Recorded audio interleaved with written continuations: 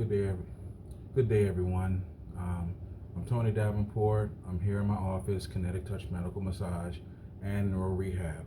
And I was with a client this morning, stroke survivor, a hemorrhagic stroke survivor, and we got to talking about a study I mentioned to him a couple years ago when we met regarding vagus nerve stimulation. Now, a lot of folks, if you looked at my business web page or my actual URL web page, um, you would see vagus nerve stimulation as a service, but you don't know particularly what it is. And maybe I've had practitioners even ask me, you can stimulate it, how do you get to it?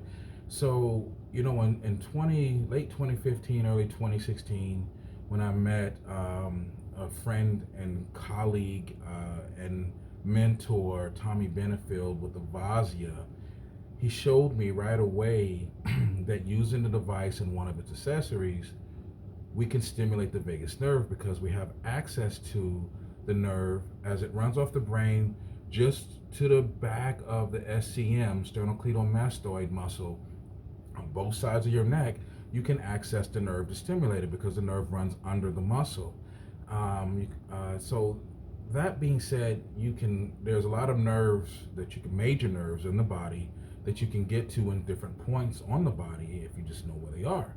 So the vagus nerve stimulation is important because it runs to every organ in your body, and it communicates with the brain, and it's the commander in chief of your parasympathetic nervous system. So why would we want to stimulate this nerve? Well, if you're stuck in fight or flight sympathetic mode, then we need to get you out of it so that your body can heal, so you can have the optimal outcomes you need in order to recover from paralysis, or just calm down, relax, and manage your pain even better. Pain management of musculoskeletal disorders, large in part, a person needs to be able to turn on parasympathetic function to reduce sympathetic activity. So massage therapy is a way of doing that, but I've been licensed in massage for 3 years now, and I've met a lot of people who've gone to other places, not naming them because I don't need them attacking me, and I'm not attacking them.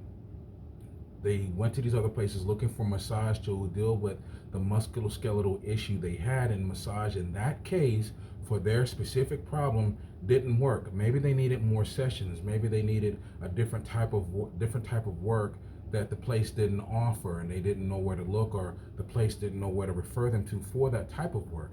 So all I'm saying is you have to look at the person, take the presentation of their body, and be able to use whatever modality you have in your arsenal to address their issues to get them to a point where they're feeling like they're healing. So vagus nerve stimulation, in this discussion with my client, I refer to a Texas-based study that I found where they implanted a chip in the neck to stim the vagus nerve in stroke survivors and ischemic stroke survivors, and that got these people up to 70% recovery and use of their limb, affected limb. So, so if you're looking at vagus nerve stimulation in general, or you're looking at it from a stroke for paralysis, even my spinal injured clients, I do vagus nerve stimulation on them just the same, because I need to turn on parasympathetic function and keep the sympathetic function taken care of, or down regulated. So here I'm going to read from this study that is a 2019 study, March of 2019. It's in a neuroscience, Frontiers in Neuroscience, Neurotechnology article, and I'm gonna throw out some key points here to you, and then I'm gonna break it down layman terms what this stuff means, and then I'm gonna leave it open up to you if you want to actually ask me more questions and understand why I do this, or if you want to come get the service or anything else that I offer. So in the introduction, it opens, the title of the study is Targeted Vagus Nerve Stimulation for Rehabilitation After Stroke. Understand, there's ischemic stroke and there's hemorrhagic stroke. There's brainstem stroke. There are different types of strokes.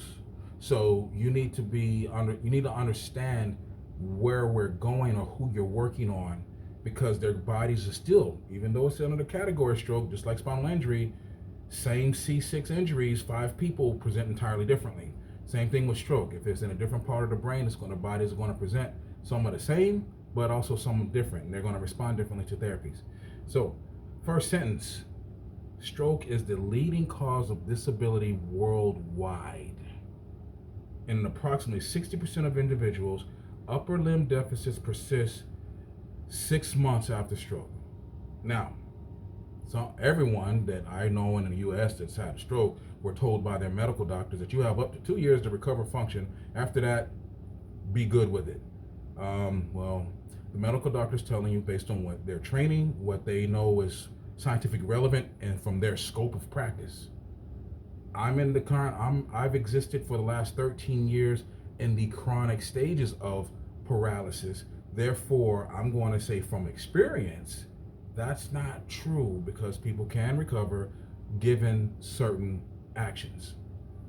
So if you go down, they start to go into an increased understanding of the neurobiological process underlying stroke recovery has led to the development of targeted approaches to improve motor deficits. One such targeted strategy uses brief bursts of vagus nerve stimulation paired with rehabilitation to enhance plasticity to support recovery of upper limb function after chronic stroke.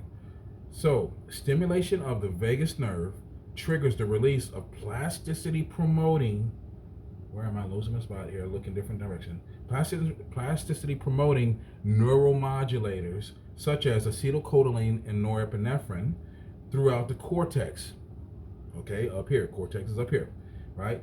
Timed engagement, so we're talking about the affected side of the brain specifically in this case. Timed engagement of neuromodulators concurrent with motor training drives task-specific plasticity in the motor cortex to improve function and provides a basis for paired vagus nerve stimulation therapy. Now, on pause here. I helped in the opening of Project Walk Atlanta Paralysis Recovery. I assisted and helped with the process of the switch to Next Step Atlanta Paralysis Recovery, and gaining and working towards the NRN, the Neuro Recovery Network affiliation. And you know what? Even in spinal injury, driving task-specific plasticity of the motor cortex to improve function is not just stroke, that's spinal injury, that's any type of paralysis. Task-specific. So if we want to help a person walk, we need to do the walking pattern. Now, getting the response in their body neurologically, knowing that you've upregulated the neuromodulators and the neurotransmitters. The neurotransmitters are acetylcholine or neuromodulators, another word for neurotransmitter, acetylcholine and norepinephrine. If they're in the nervous system, they're neurotransmitters. If they're in another organ, which they are, they're hormones. Okay? You gotta apply the presence of where they are in the body to title them. So if I'm doing task-specific recovery to enhance their plasticity to perform this action, then I must have done something. This is where I'm gonna drive this point home. I must have done something to neurologically, with electricity of some sort, enhance their response. So my stake the claim with why I'm using PEMF, pulse electromagnetic field therapy, is because it's taking AC current from the wall, it's converting it to DC and pushing a DC current, which our nervous system communicates with itself, in our body, and the magnetic wave is traveling through the body to upregulate those same neurotransmitters. That's why I have a high intensity PEMF mat. Case in point, if the most recent study I posted on my Facebook about paired nervous system stimulation, which they were doing transcranial magnetic field therapy on the brain, magnetic field therapy up here on the motor cortex, all right, and then doing peripheral nervous system nerves. That means in different spots around the body, and you can read the study to see where they're replacing the pads. Different spots on the body, they were able to target the femoral nerve, the tibial nerve, and even get the sciatic nerve, and use DC stimulation to stimulate and upregulate these nerves while getting motor cortex functioning, motor cortex stimulation, to help try to train the motion. So you upregulate it bioelectrically, then you do the plasticity by the actual targeted training. I'm going to leave that point later. I'm going to get off that soapbox, but I want to continue to read this. So if we go back to the improvements associated with the synaptic organization of cortical motor networks and recruitment of residual motor neurons, controlling impaired forelimb, demonstrating the putative neurobiological mechanisms underlying recovery of motor function. These preclinical studies provide the basis for conducting multi-site random controlled trials in individuals with moderate to severe upper limb weakness after chronic stroke. Now, they focus on ischemic in this one as the inclusion criteria, because hemorrhagic stroke gets kind of a bad rep, so it's not as well included in research because you don't always get you don't get as fast. So my client, former client of Next Step, right now he's not going there, but he has, and my team that I trained and helped hire, right? They're still there and they're doing great work, right? So that's awesome. But I continue to do the work because I was doing this work before I started with them back in 2011. I'm doing the work now. I want you to know that in the growth of this all, we're trying to point out ways we can improve recovery outcomes more systematically, or in a way that can accelerate the actual outcomes so that they're not stuck in the pay cycle so long, because money runs short when you're paying cash for therapy. So that's been, again, my stake to claim is I want to help improve outcomes so that you get recovery faster, even though, yes, it's the nervous system and it needs the stimulation, but you got to give it its electrical stimulation. And using AC current, and I will say this, and any one of my former peers are free to have this discussion, because I'm going to base this on research and actual relevant data, not the fact that, hey, there are companies out there to sell e-stim devices that are AC current that do well for their purposes. I'm not targeting them. I'm not targeting anyone, really. I'm saying, per the research, doctoral student, master degree individual, you don't state stuff based on your opinion. You can't be biased because of your opinion. I am telling you, DC current is how the nervous system communicates with itself. That's a fact. So if you give it DC current, it's going to respond to itself with the right stimulation. AC current, we've all said it, fires large diameter neurons, motor units, I should say, and that makes a muscle contract that produces a forceful contraction to produce force to stand up or whatever, roll over. But that's not how the nervous system recruits the units to create movement. So yeah, there's a hole in that logic I'm going to poke, and if you don't like it, go to the research. Don't argue with me, because you ain't got no argument to form when you actually do the reading. So that's why I'm operating the way I am, and it is getting results. It's still a time-consuming process, but now we know we have the proper language the body can respond to better, and in other studies, you're getting just as well of outcomes. Now, there's a lot of research out there that supports the use of, FES spikes and other ergometry or other types of, that's fine, you get those results, but when you look at this thing globally and you start to see how many more people are coming, how many people are in my inbox asking me about what I'm doing? How many people are asking what makes what I'm doing so different and why it's uniquely different, or why does people come here having been to most of some of these other places and didn't get the outcomes they were looking for? So I'm not targeting anyone. I'm saying based on the science. I'm reading from a study. I got plenty more, doctoral student, last 3.5, 4 years. I'm almost done, so the good thing is, I'm saying the vagus nerve stimulation and stroke survivors has its place. You stim the vagus nerve, you do it bilaterally, you focus on the affected side obviously more, and you're likely to start getting some different outcomes. So then we can look down in this research article and we can look at the methods, and then it can tell you more about how much time, how frequent, and then we have a conversation on what devices can I help you find to do your vagal nerve stimulation, or have someone do it for you. on your affected side, or if you're living with spinal injury, you're able to do it yourself if you have use of your arms.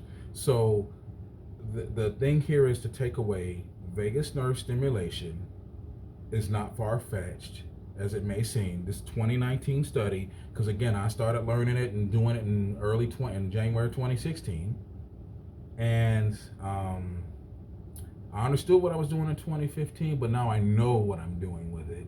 I knew what I was doing with it in 2016 while I was in massage school, part-time, working full-time in Next Step. So the thing is, vagus nerve stimulation has done so much for so many. And even so, folks who are in a power chair or even a manual chair, one of our clients from Next Step, he came to us one day and said, hey, look, I'm having some pain in my neck and shoulders. I can't turn my head over my shoulder to look while I'm driving to therapy and to work. So I did his vagus nerve stimulation. You know what it did? Not only did it relax the muscles and calm him so he didn't have the pain and he could look over his shoulder no problem, he also started feeling sensations in other spots around his body, and they were areas that were down. I'm not going to say that on camera because there might be children out there. So what do you think? Vagus nerve stimulation, for you, not for you? You have the nerve, every one of us does. It's the longest nerve in the body, and it's the one that communicates. It's the one that tells your brain, hey, this is what you're getting in your stomach. You are what you eat, simple analogy. So if you're dealing with stress, if you're dealing with an injury, if you're dealing with pain, we start with balancing your cranial nerves and your spinal nerves and a vagus nerve stem. Then we work on your body. Okay? I want you to be better. I want you to feel better so you can do your therapies. I exist now mainly to help you feel better, to help create that optimal internal environment so that when you do go to my colleagues at any of the activity-based therapy facilities anywhere in the nation, anywhere in the world, that you can do it with completion without the pain, that you can do it with your body upregulated. Right now, I have 3 or 4 people that are going back and forth between Shepherd Center and other places because they're doing the other therapies that they offer. They're coming to me in between because we're managing their pain, we're managing the orthopedic deficits that they have, so that they can do the therapies, be qualified for the therapies, and that their systems are upregulated so they better respond to the therapies. So Big Boy Shepherd may not like the fact they won't promote other therapists for other reasons. They have their, we know they have the way they're the way they are. That's okay. I still love you. I don't have a problem with you. I still love you. But they're going to come to me too, and we're going to do therapy, and we're going to, whether you want to call it a team or an associated or whatever, you don't have to.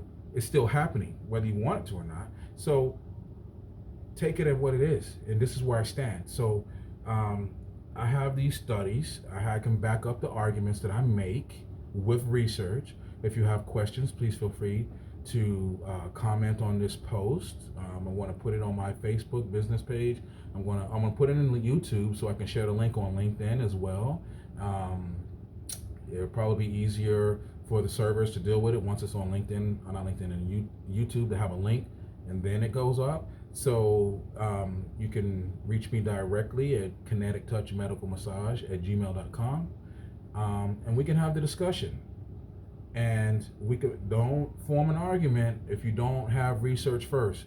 If you show me research that says vagus nerve stimulation is bogus, hot wash, witchcraft, okay, well, we'll take it as a grain of salt, but I can also show experience with my clients and what they feel when I get done. So that's the measuring point. Look at the testimonials. Let that be your calibration. Look at the testimonials I've been creating. Tell me that what I'm doing is wrong, and tell that person who feels better when they leave here that I was wrong, because they shouldn't feel good. And with that, I bid you adieu and have a great day. Enjoy it.